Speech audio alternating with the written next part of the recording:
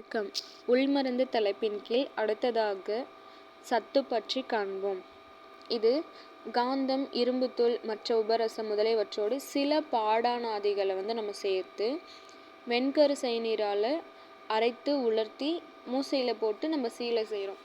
அந்த மாதிரி 3 முறை ஊதி எடுக்க வரும் வங்கங்களோடும் தங்கமும் ரசமும் கந்தகமும் சேர்த்து அரைச்சி ஒரு குப்பியிலிட்டு நம்ம எரித்து செந்துரமாக்கி கொள்வது தான் சத்து அப்படின்னு சொல்லியிருக்காங்க. வேறு செய்முறை சொல்லியிருக்காங்க பாருங்க. மூலிகை இனங்களில் பாகத்தை உரிய முறைப்படி ஊறலிடுறதுக்கு எடுத்துக்காட்டு சீந்தல் சத்து, அல்லது பொடித்து கியாழமிடுறதுக்கு உதாரணம் கருங்காலி சத்து, அல்லது எரித்து சாம்பலாக்கி நீர் விட்டு அரைத்து தெளிவை வாங்கி காய்ச்சி எடுத்து கொள்வது, அதற்கு உதாரணம் குப்பைமேனி உப்பு சத்து அப்படின்னு சொல்லியிருக்காங்க. மூலிகை பொருள் சத்து பார்த்தோம்னா குப்பைமேனி உப்பு, பிரண்டை உப்பு, சீந்தில் சர்க்கரை. இப்போ தாதுக்களோட சத்துக்கள் அப்படிங்கிறது என்பது என்னன்னா ஈயம், செம்பு, இதெல்லாம் தாதுக்களோட சத்துக்கள்னு சொல்கிறாங்க. இந்த சத்துக்கள் அப்படிங்கிறது என்னென்னா உபரசங்களை ஆதியாக கொண்டு பெறப்படுறது தான் சத்துக்கள் அப்படின்னு சொல்லியிருக்காங்க.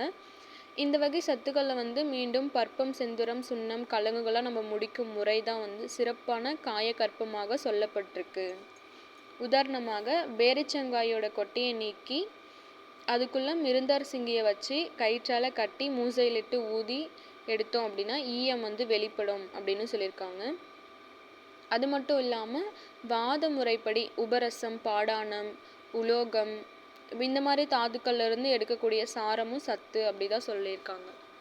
சில சீவ பொருட்கள்ல இருந்தும் சத்து எடுக்கப்படுகின்றது.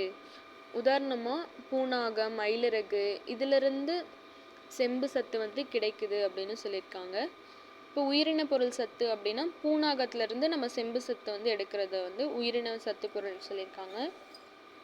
ஆனால் இந்த சரக்குகளை உருக்கி சத்தெடுக்க குடோரி என்பது ஆதி சரக்குகளில் ஒன்றா சொல்லப்பட்டிருக்கு. இது ஒரு வைப்பு மருந்து முறைன்னு சொல்லியிருக்காங்க. பல வகை நூல்களில் பல வகை நூல்களையும் குறிப்பிட்டிருக்காங்க. குடோரி, வாத குடோரி, வீர குடோரி, கார குடோரி, திசைக்கார குடோரி, இந்த மாதிரி மற்ற நூல்களையும் குறிப்பிட்டிருக்காங்க. அடுத்ததாக குருக்குளிகை.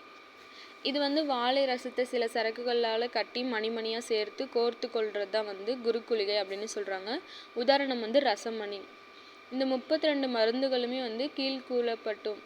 கூறப்படும் இந்த செயல்களில் அடங்கும் அப்படின்னு சொல்லியிருக்காங்க.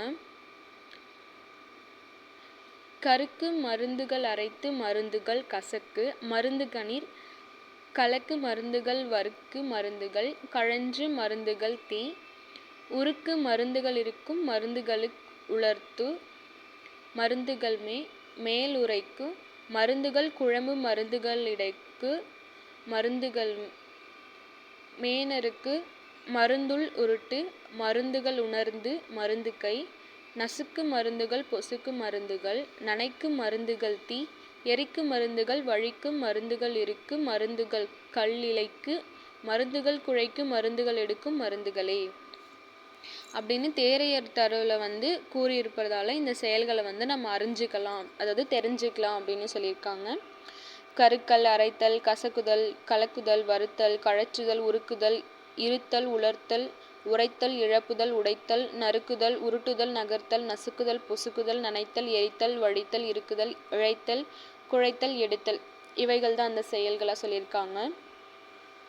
இப்போ கருக்கு மருந்து பார்த்தோம் அப்படின்னா உள்மருந்து ஆட்சியில் கருக்குதல் மருந்து முறை ஒன்றா சொல்லியிருக்காங்க. இது மூலிகை, சீவ சரக்குகளை சட்டியில் போட்டு கருக்கிற வரைக்கும் கரண்டியால் வறுத்து எடுத்துக்கொள்ளக்கூடிய ஒரு முறை. சிறு குழந்தைகள் முதல்ல பெரியவர்கள் வரைக்கும் பல நோய்களுக்கு இந்த மருந்து முறை வழங்கலாம் அப்படின்னு சொல்லியிருக்காங்க. உதாரணம் பார்த்தோன்னா மூலிகை கருக்கு, இந்த வசம்பு சுட்டக்கறி, ஓமக்கருக்கு, தும்பை கருக்கு, இதெல்லாம் சொல்லியிருக்காங்க. சீவக்கருக்கு பார்த்தோன்னா ஆமையொட்டு கருக்கு குடிநீர், பூனாக கருக்கு குடிநீர், மயிலிறகு கருக்கு, இவையெல்லாம் சீவக்கருக்காக சொல்லியிருக்காங்க. இப்போ வசம்பனை மஞ்சள் கவசமிட்டு கருக்கி வழங்கும் முறை இப்போ வரைக்குமே கிராமத்தில் கையாளப்பட்டிருக்கு அப்படின்னு சொல்கிறாங்க. கருக்கு மருந்து அதோட பயன். இப்போ வசம்பு சுட்ட கறி பார்த்தோன்னா பெருங்கழைச்சல், எருவாய் கடுப்பு, வயிற்று கடுப்பு இதெல்லாம் தீரும் அப்படின்னும், வெளிப்பூச்சா நம்ம தேங்காய் நெய் அல்லது முத்தெண்ணெயோடு கலந்து அடி வயிற்றில் பூசி வந்தோன்னா வயிற்று பொறுமல் தீரும் அப்படின்னும், ஓம கருக்கு குடிநீரில் கொடுத்தோம் அப்படின்னா கழிச்சலுக்கு நல்ல பயன் தரும்னு சொல்லியிருக்காங்க. தும்பை கருக்கு குடிநீர் வந்து ஊழிநையில் வரக்கூடிய இந்த வாந்தி நீர்வெட்கை எல்லாம் தீரும் அப்படின்னு சொல்லியிருக்காங்க.